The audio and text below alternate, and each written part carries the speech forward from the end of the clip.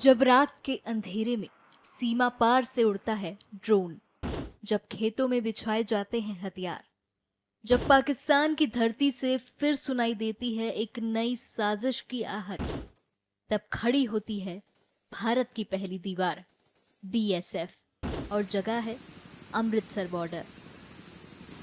दरअसल ऑपरेशन सिंदूर के बाद भी पाकिस्तान अपनी कायराना हरकत करने से बाज नहीं आ रहा है, लेकिन भारतीय सेना अपनी सतर्कता से हर बार पाकिस्तान का मिशन फेल करती है और उसको घुटनों पर लाती है।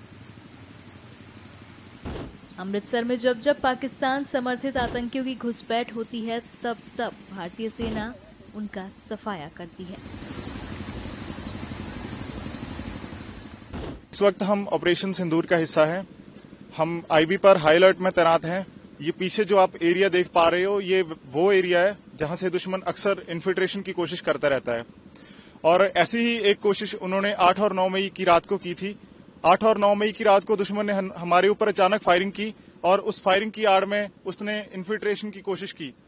मैंने और मेरे साथियों ने उस इन्फिल्ट्रेशन की कोशिश को अपने ऑब्जर्वेशन इक्विपमेंट की मदद से डिटेक्ट किया, दुश्मन पर अचूक फायरिंग की और उसकी घुसपैठ की कोशिश को नाकाम किया। हमारी फायरिंग का नतीजा ये निकला कि सुबह तक दुश्मन अपने घुटनों पर आ गया और उसने अपनी पोस्ट पर व्हाइट फ्लैग लहरा दिया। हम अपने देशवासियों को यह यकीन दिलाते हैं कि जब तक भारतीय सेना देश की सरहदों पर तैनात है, तब तक कोई भी इस देश की तरफ आंख उठाकर नहीं देख सकता। हम अपने देश के दुश्मनों की हर नापाक हरकत का मुंह तोड़ जवाब देंगे। जय हिंद। पाकिस्तान की सेना बार बार भारतीय सेना से युद्ध में पराजित होने के बाद अब हमारी सैन्य शक्ति का सामना करने के बजाय अपने नापाक इरादों को आतंकवादियों के जरिए से पूरा कर रही है।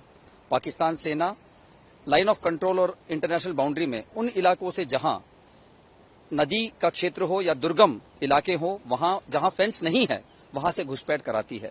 हमारी सेना दिन और रात निरंतर सतर्क है।